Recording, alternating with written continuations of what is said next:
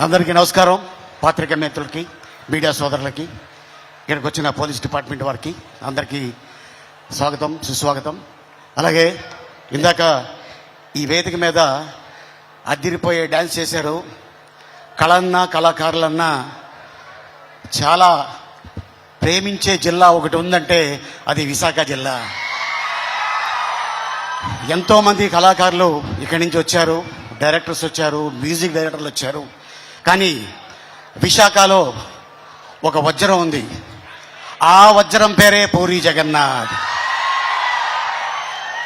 నాకు హాలీవుడ్లో ర్యాంబో తెలుసు, ఇక్కడ టాలీవుడ్లో మా ర్యాపో తెలుసు. ఈ సినిమాలో తను పడిన కష్టం అట్టా ఇట్టా కాదు.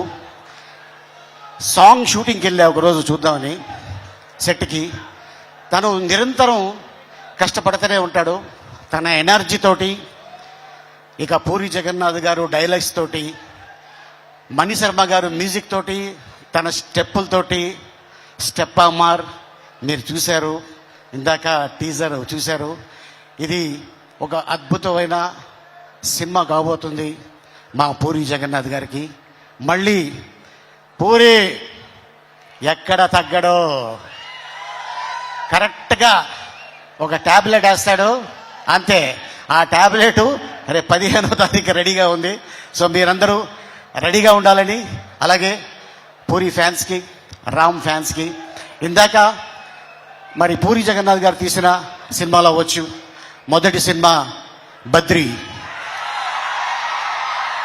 ఆ తర్వాత బ్యాక్ టు బ్యాక్ ఒక డైరెక్టర్కి ఇన్ని సినిమాలు, ఈడేట్ అవ్వచ్చు, అమ్మ నాన్న తమిళమ్మ అవ్వచ్చు, శివమణి అవ్వచ్చు, ఒక టెంపర్ అవ్వచ్చు, ఒక బిజినెస్ మ్యాన్ అవ్వచ్చు, అలాగే బుజ్జిగాడు ఫ్రమ్ చెన్నై, తర్వాత మళ్ళీ కెమెరామెన్ గంగతో రాంబాబు, ఆ తర్వాత మళ్ళీ ఇప్పుడు స్మార్ట్ శంకర్ అయిన తర్వాత, సో మన అందరికి తెలుసు కోవిడ్ మొత్తం ప్రపంచాన్ని కుదిపేసింది. ఆ టైంలో లైగర్ సినిమా ఒక అద్భుతమైన చేయాలని చెప్పేసి అనుకొని ట్రై చేశారు. ఓకే, భగవంతుడు మనకి అవకాశం ఇవ్వలేదు. ప్రతి డైరెక్టర్కి, ప్రతి హీరోకి, ప్రతి నిర్మాతకి, ప్రతి బ్రాండర్కి ఒక హిట్ ఫ్లాప్ ఉంటుంది. ఏ డైరెక్టర్ అయినా, ఏ నిర్మాత అయినా ఫ్లాప్ తీయాలనుకోరు, హిట్ తీయాలి అనుకుంటారు. ఎందుకంటే జనాల్ని మెప్పించాలి, హిట్ కొట్టాలి అని ఆ ఉద్దేశంతో ఒక పాయింట్ని తీసుకొని సినిమా చేయడం జరుగుతుంది. మళ్ళీ ఇప్పుడు ఈ ఆగస్టు 15th రాబోయే సినిమా డబుల్ స్మార్ట్ శంకర్. ఇక మా ర్యాపో థియేటర్కి పట్టిన తుప్పిని వదిలిపెట్టడానికి 15వ తారీఖు వస్తున్నాడు.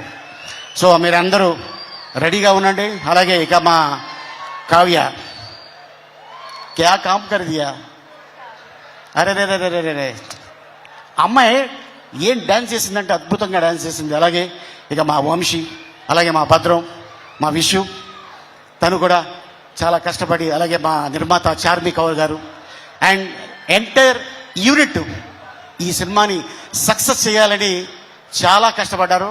డెఫినెట్గా ఫలితం దక్కుతుందని నేను ఆశిస్తున్నాను.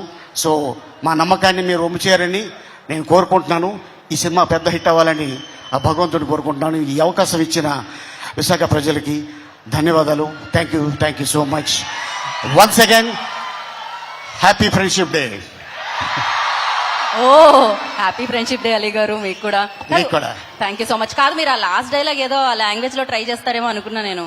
ట్రైలర్ లో వచ్చింది, రోహిణితో చెప్తున్నారే, అది ఒకసారి అదేదో భాషలో విని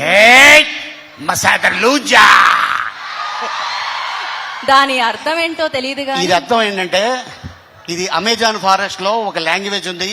ఆ లాంగ్వేజ్ ని కనిపెట్టి ఆ క్యారెక్టర్ ని క్రియేట్ చేసింది పూరి జగన్నాథ్. ఈడియట్ లో మీకు తెలుసు, బండి మీద ఎందుకు వస్తానో, ఎందుకు ఇసుకేస్తానో నాకే తెలీదు. ఆ ఇసుక బీదర్లో దొరకదా అని మా అన్న అడిగాడు.